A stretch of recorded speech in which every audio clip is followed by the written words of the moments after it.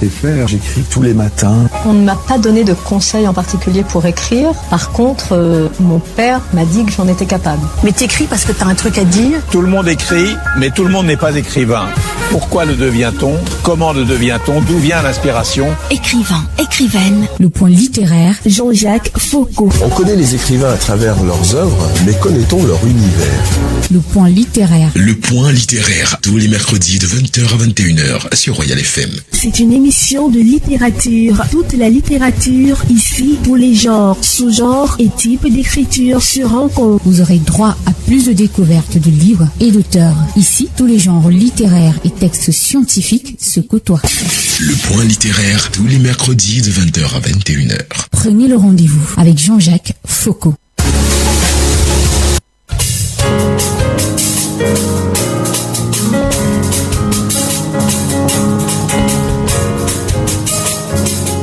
Et voici la deuxième partie, Huido, de l'effroi à la gloire, Loveline Camara.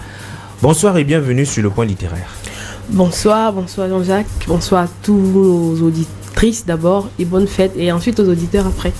Vous avez choisi de passer la soirée de journée de célébration, du moins célébration au Cameroun entre parenthèses, pour défense des droits des femmes à la radio, à sensibiliser. C'est un vrai honneur. Si je peux ainsi contribuer à redorer le blason de cette journée, j'en suis bien ravie. Vous parlez d'une question qui concerne les femmes. Et cette fois-là, les femmes, on va dire du Cameroun, de l'Occident, toutes les femmes, la veuve, la question du veuvage. Alors finalement, c'est un statut très particulier qui vous a intéressé et pourquoi ? Alors, la veuve, c'est déjà un personnage assez particulier. C'est une personne qui a eu au moins une chose qu'on sait tous, qu'elle a perdu son mari. Oui. C'est une personne qui a été diminuée par les situations de la vie. Elle n'a pas choisi d'être veuve, mais elle se retrouve dans cette situation-là. Et ces femmes-là, très souvent, elles ne sont pas comprises parce que très souvent, c'est notre regard de pitié qui se pose dessus elles. C'est notre regard d'angoisse, de tristesse. Et parfois, jamais on s'intéresse même à son quotidien. On sait lui rappeler les condoléances, les circonstances de la mort de son mari. Et surtout, le jour de l'enterrement, on était au deuil dans le village, etc. Mais très souvent, on ne s'intéresse pas beaucoup à elle. Oui. Donc... ce qu'elle peut ressentir, comment elle aborde cette nouvelle étape de sa vie, parce que on était complet. Désormais, on a perdu l'être aimé. Ce n'est pas toujours évident. Pas du tout. C'est des moments très difficiles pour que ce soit un homme ou une femme de perdre l'être aimé. C'est celui avec qui ou celle avec qui on a bâti des projets. On a peut-être renoncé à tout pour cette personne-là et la perdre en coup de chemin. Ce n'est pas c'est pas facile du tout.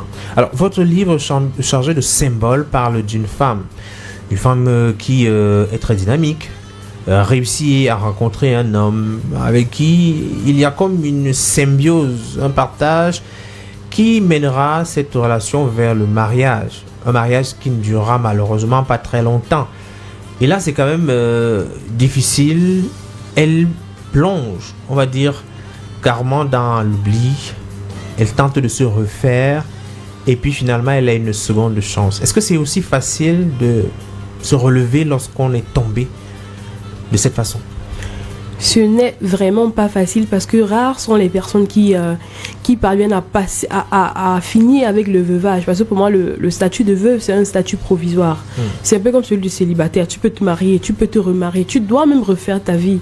Mais beaucoup sont restés avec ce statut de veuve et depuis des années traînent sur elle le deuil, traînent sur elle les séquelles de la séparation, mais n'ont pas toujours l'occasion de se relever, de reprendre goût à la vie. Et voilà. Le livre parle de courage et surtout, moi ce qui m'intéresse, c'est l'entrepreneuriat des dames. C'est une décoratrice d'intérieur qui fait très bien son travail, qui est admirée. Les femmes aujourd'hui peuvent s'illustrer aussi par leur talent et leur savoir-faire.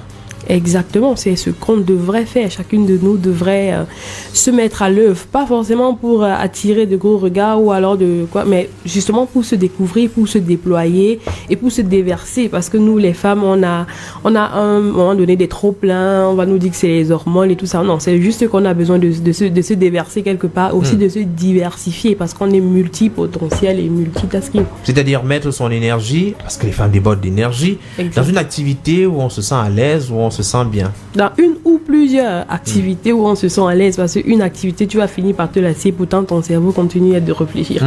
Donc on devrait trouver le moment de se diversifier et de se déverser quelque part pour le bien-être de la société et pour notre bien-être à nous aussi. C'est peut-être un message à l'endroit des jeunes femmes qui quelquefois se disent on va se marier et puis ce sera au mari de tout faire.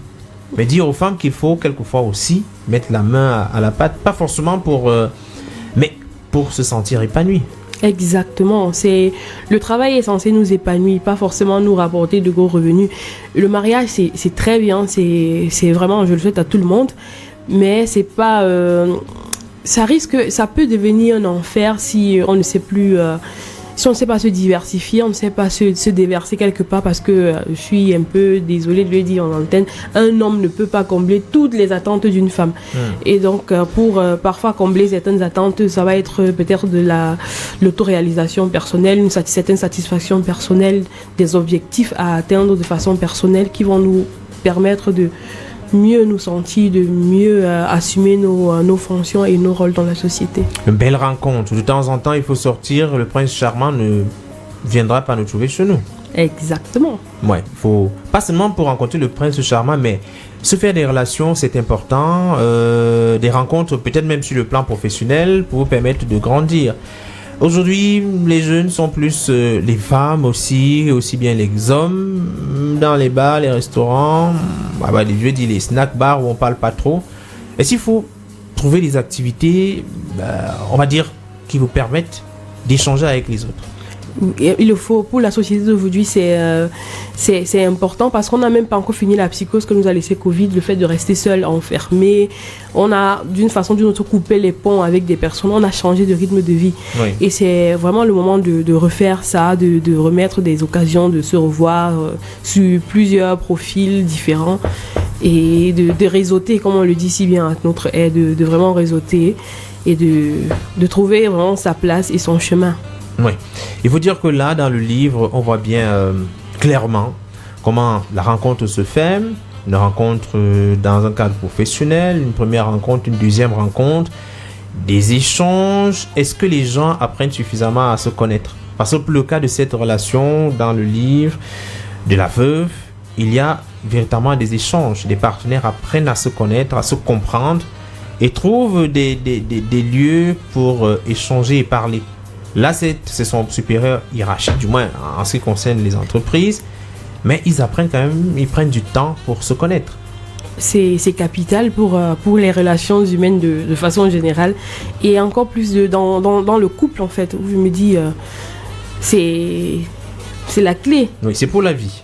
Oui. Mais je me dis qu'aussi, la vie nous réserve beaucoup de surprises. On ne va pas... se projeter, on va pas tout miser sur 2 ans de relation et dire qu'on connaît tout, mais on peut s'appuyer sur 2 ans de relation comme un tremplin pour découvrir l'autre davantage tous les jours que le bon Dieu nous donnera. 1 année et ils sont mariés tout de suite. Est-ce que le timing était assez parfait? Combien de temps il faudrait peut-être prendre à l'idéal pour s'engager? Moi, ça dépend. Ça dépend de la société où on vit, ça dépend des valeurs qu'on partage et ça dépend... plusieurs paramètres sont pris en jeu. Ça dépend des 2 taureaux, à la vitesse à laquelle ils veulent aller, à la vitesse avec laquelle ils se comprennent et qu'ils font symbiose. Parce qu'à la fin, c'est 2 personnes qui forment à eux un univers. Oui. C'est pas... Moi, on dit souvent que la famille s'agrandit. Non, c'est une nouvelle famille qui naît. Donc, le temps de faire naître cette famille-là... ça va prendre ce que ça va prendre. Pour qui ça va pas prendre beaucoup de temps parce que les dés sont déjà pipés, la messe est dite, c'est facile. Mais pour d'autres, ça va prendre beaucoup plus de temps que les autres. Et puis chacun va trouver son timing en fonction de comment on évolue dans la relation, de comment on affronte les difficultés ensemble, de comment on se découvre et de comment est-ce qu'on vit la vie ensemble, quoi. Et on est reparti pour une belle relation avec 2 partenaires. Alors, est-ce que l'histoire qu'on raconte à l'intérieur du livre n'est pas un peu idéaliste? C'est-à-dire que ces 2 partenaires qui se comprennent, qui s'entendent, partagent des moments de qualité et personne ne se sent un peu lésé. En réalité, c'est un récit qu'une veuve raconte. Et elle s'attarde sur les points qui idéalisent son homme, qui montrent son attachement. C'est vrai que jamais elle ne fait cas de ses défauts, mais juste parce elle voudrait le montrer. Elle voudrait montrer le degré de sa joie et le comparer à sa tristesse d'après. Parce qu'en fait, elle le raconte après avoir vécu autant le mariage et ensuite le décès de son mari et ensuite un épisode de gloire. Donc je me dis que le personnage principal là essaye de nous montrer cet homme-là parfait et pour nous montrer le désastre que son départ va amener, va produire plus tard. Et donc, il n'y a pas d'homme parfait. Et très souvent, c'est nous, la femme, on sait idéaliser les personnes, on sait tellement s'identifier bien dans l'autre. Et parfois, on se tait sur les défauts parce que la Bible dit que l'amour couvre une multitude de défauts. Et là, oui, on est aveuglé par l'amour. Là, c'est le bel Apollon, c'est 1m92, tout beau. Et on laisse passer les défauts, on se contente de jouir du bon nectar qui coule de cette relation-là. Oui. Et la veuve... vidéo de l'espoir à la gloire, on voit bien que lorsque le mari part, 2 ans seulement, sans enfant, en Afrique peut-être c'est tout de suite vu comme de la sorcellerie. Un mariage trop rapide, pas d'enfant, il s'en va. Est-ce que c'est le lieu de tout de suite tourner la page de ce mariage trop tôt achevé? Alors, c'est vrai que dans le contexte africain, ce serait toute une affaire à remuer dans tous les sens.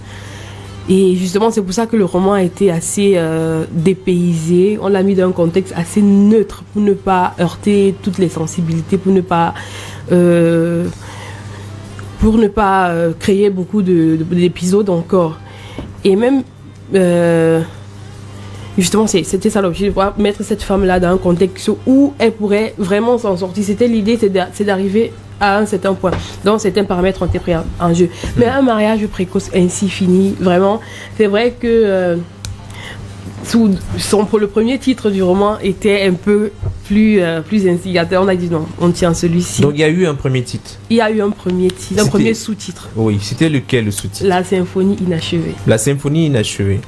Peut-être il correspondrait véritablement. Et pourquoi il a été changé finalement à De l'effroi à la gloire? Parce que en fait, c'était pas l'objectif, c'était pas de montrer qu'un mari est mort. C'était de montrer que c'était pas de faire finir l'histoire d'amour, mais c'était de continuer à faire vivre notre personnage jusqu'à ce qu'elle atteigne un niveau où elle soit inspirante, qu'elle soit de nouveau au top de sa forme pour être un modèle, pour inspirer de l'espoir, de la joie, en fait pour faire varier toutes les émotions qui ont été prises en compte.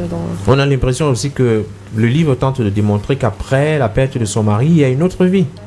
Oui, il y a une autre vie. Il y a effectivement une autre vie qu'on devrait embrasser, on devrait trouver son chemin, hein, parce que le mari, il est parti.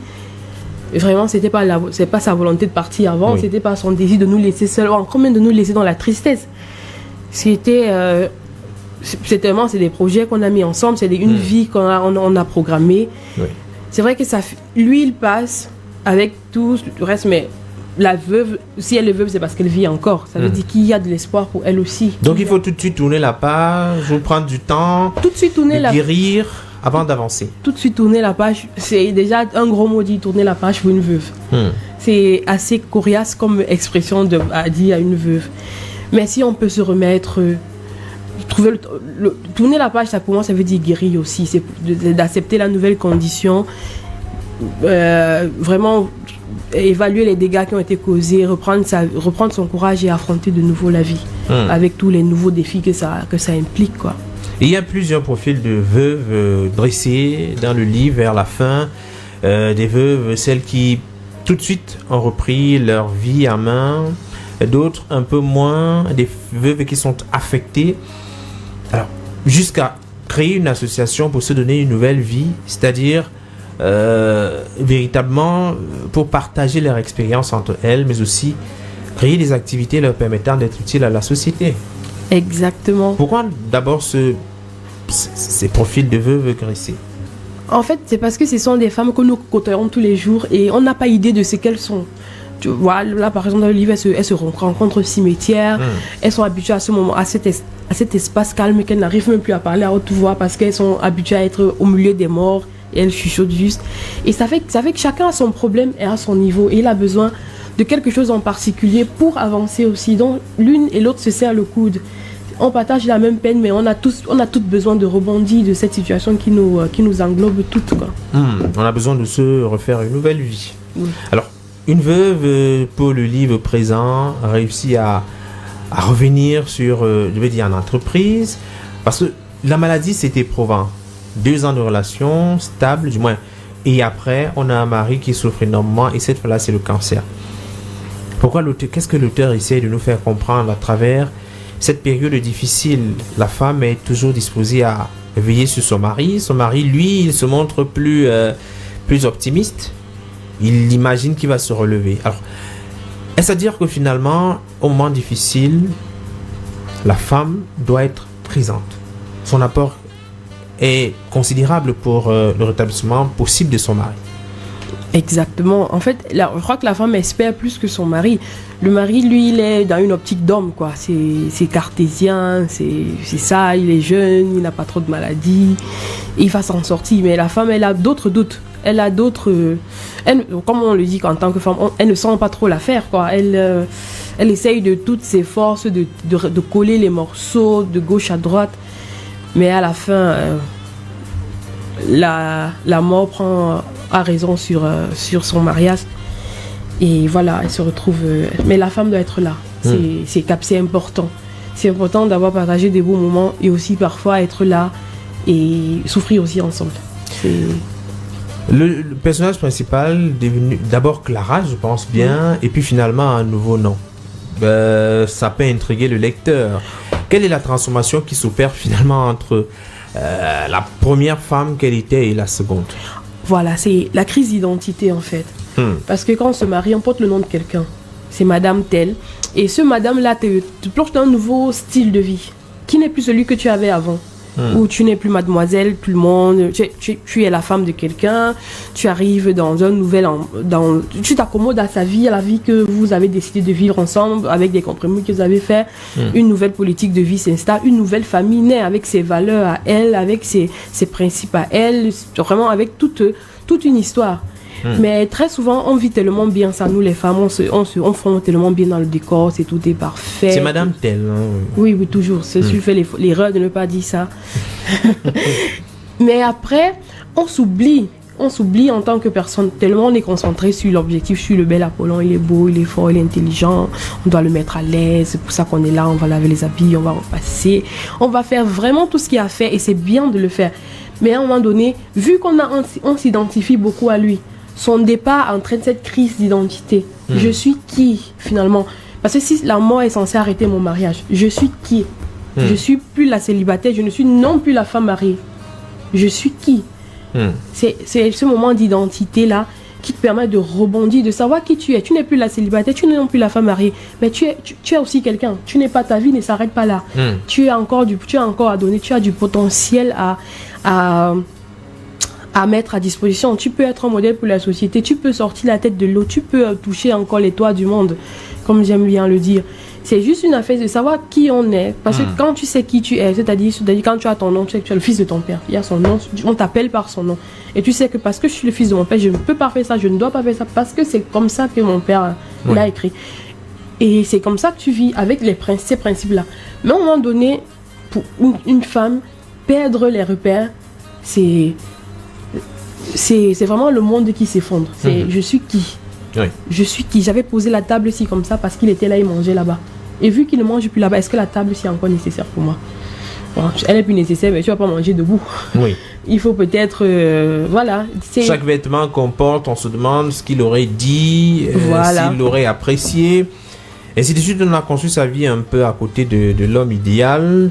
Alors, Mais heureusement, cette veuve reprend ses activités. Et ça, c'est ce que notamment les lecteurs potentiels vont découvrir. Elle devient actionnaire de son entreprise. Toutes les femmes n'ont pas cette seconde chance-là, finalement. Exactement. Toutes les femmes n'ont pas cette seconde chance-là, mais toutes les femmes pourraient avoir un moment de rebondissement, pourraient avoir un moment de redécouverte de soi. C'est-à-dire de qui est-ce que je suis, qu'est-ce que j'ai en moi comme ressource, qu'est-ce que je peux donner. Parce qu'elle met à disposition aux autres ce qu'elle a, qu'elle grimpe. Plus elle donne d'elle, plus elle grandit. Oui. Parce qu'elle se diversifie. Elle peut faire du leadership autant dans l'association, autant dans son travail. Elle peut aider des personnes dans des suivis. Elle peut organiser beaucoup de choses. Elle peut reprendre sa vie en main. Là, forcément, elle ne le fait plus pour quelque chose, mais elle le fait pour elle-même, finalement. Finalement, je suis qui? Qu'est-ce que je peux faire pour les autres? Elle trouve son chemin dans le fait d'être utile à l'autre, de tendre la main à l'inconnu, par exemple. Alors, le contexte d'écriture de ce livre est lequel? Dans quel état d'esprit on se met à écrire ce livre? Pourquoi la veuve? Pourquoi un tel dénouement autour de l'histoire? Alors, comme tout roman, déjà, on va mettre que c'est beaucoup le fruit il y a beaucoup d'imagination dessus, il y a tout le personnage. Ah, c'est pas vous? Ou bien quelqu'un, un proche? Non, c'est pas un proche, c'est pas une histoire sur des faits réels, c'est beaucoup, on en a vu, chacun peut au moins citer 5-4 veuves qu'il connaît dans son entourage, il peut raconter une histoire particulière autour d'elle. Donc, il y a de l'imagination, il y a aussi des petits faits de société qu'on a eu le temps d'observer par-ci, par-là. Et écrire ça, c'est pour moi, je l'écris dans un contexte, on était au début, on frôlait le mois de décembre, je faisais les bilans de l'année. Et je me plaignais un peu il y a quelques situations qui ne fonctionnent pas, j'étais vraiment plaintive. Et vraiment, comme on dit, quand tu pries, c'est un dialogue, Dieu te parle, tu parles à Dieu, il te répond. Et j'entends vraiment ce mot-là dans mon esprit, oui, donc je suis même pas fiancée, il dit à Dieu, écoute, je veux même pas, je veux pas y penser. Vraiment, laisse-moi là me concentrer si je veux peut-être trouver un bon mari pour le moment, avant qu'il ne meure plus tard, mais bon, n'y pensons même pas. Et là, quand je commence à écrire vidéo dans mes papiers, dans mes notes d'écriture là, et puis bon. Et puis je me dis, mais pourquoi ne pas faire si c'est vidéo, c'est une veuve, qu'est-ce qu'une veuve peut nous enseigner aujourd'hui? Mais enfin moi je suis posé le problème, quel est le problème de la veuve? Quelles sont ces problématiques? Et puis j'ai eu la brillante idée de m'infiltrer dans un groupe Facebook de veuves. J'ai pu remarquer des choses leur quotidien. Vraiment, pendant un bon bout, j'avais le groupe de veuves, je me suis inscrite là, je voyais un peu ce que chacune faisait, comment est-ce qu'elle réagissait par rapport à des situations de la vie. Et ça, j'ai pu voir leurs problèmes et je me suis dit, comment est-ce qu'on peut mettre ça sur écrit? Et puis j'ai commencé à écrire là, comme toute bonne rêveuse et une femme assez jeune et parfois dynamique. Donc vous êtes la voix des sans-voix en quelque sorte? Je voudrais pas le dire, je veux pas me faire le luxe là ce soir, mais pouvoir mettre ces femmes-là à la grande lumière et pouvoir permettre qu'on leur accorde un regard particulier, une attention particulière, qu'on leur facilite la vie, pour moi, c'est une bonne chose. Il faut dire qu'en 2021, vous étiez déjà ici pour nous parler de votre premier livre. Et en 2023, vous êtes là pour un autre livre. Ça fait une fréquence de publication d'un livre, on va dire, tous les 2 ans. Est-ce qu'on va continuer avec cette même dynamique? On ne saurait dire de prime abord parce que l'inspiration, on ne l'a pas tous les jours de la même façon, c'est pas la même quantité qu'on écrit tous les jours, mais je crois que c'est pas le dernier. J'espère que je serai là un peu plus tôt pour un autre livre, j'espère bien. Et ce sera un plaisir de revenir encore et encore et encore. Vous n'êtes pas au Cameroun, vous vivez à l'extérieur? Exactement. Donc vous revenez chaque fois que vous avez un livre, vous nous ramenez un présent en quelque sorte. Non, je reviens bien plus que ça. Parce que justement, étant à la tête de l'association en faveur des enfants de la rue et des familles défavorisées, nous sommes constamment là pour des activités avec les enfants, nous sommes constamment là avec les autorités pour dire 2 mots en leur faveur. Et bon, si on a l'occasion d'écrire aussi, c'est bien. Et voilà, et déjà que l'écriture, c'est maintenant que ça devient les livres, donc c'était pas prévu dans mon parcours. D'abord, c'était une écriture simple pour s'amuser, pour se faire plaisir. Aussi, Mais quand ça commençait à être sérieux, j'ai commencé à écrire aussi pour des événements un peu plus sérieux où j'ai fait plusieurs collaborations en termes d'écriture, où j'ai écrit des parties des livres pour des personnes, où j'ai écrit des textes pour des discours, j'ai écrit des textes à remettre par exemple à des femmes après des conférences pour les encourager, et tout le reste. Donc, plusieurs petites activités autour de l'écriture, quoi. Est-ce à dire que on a déjà en perspective d'autres publications qui vont arriver, ou alors on se concentre d'abord sur ce livre-ci? C'est mieux de se concentrer sur celui-là, le temps que, pour moi, le disparaître un peu de la scène, le fait, et que lui fasse son parcours, le temps de me ressaisir de toutes ces belles émotions qu'ont procuré la sortie de ce livre qui est arrivé vraiment à pic. Et donc, on va d'abord le laisser faire son petit tour, on va avoir les retours et puis on va voir ce qui va se passer entre-temps parce qu'il faut écrire. Et puisque l'émission s'achève, j'écoute déjà le fond sonore, pourquoi est-ce qu'il faut lire le livre absolument? Il faut absolument lire ce livre parce que elle est veuve, mais nous on a perdu aussi des choses qui nous ont fait passer par des moments difficiles. On a perdu un ami, on a cassé le pied, on a eu un moment où on n'a pas été au top de notre forme et de là, peut-être on n'a pas toujours rebondi de la même façon. On a parfois été traité injustement et on n'a pas toujours rebondi. Donc c'est ce moment-là où ce livre, on doit le lire parce qu'on doit vraiment passer de l'effroi à la gloire, de voir cette femme partir de rien du tout pour toucher les sommets. C'est encourageant, c'est engageant. Et voilà. Alors Loveline, merci d'être passée à la radio. Merci à toi pour l'accueil. Surtout n'hésite pas à revenir avec un autre livre. C'est désormais la maison de toutes les façons. Merci beaucoup.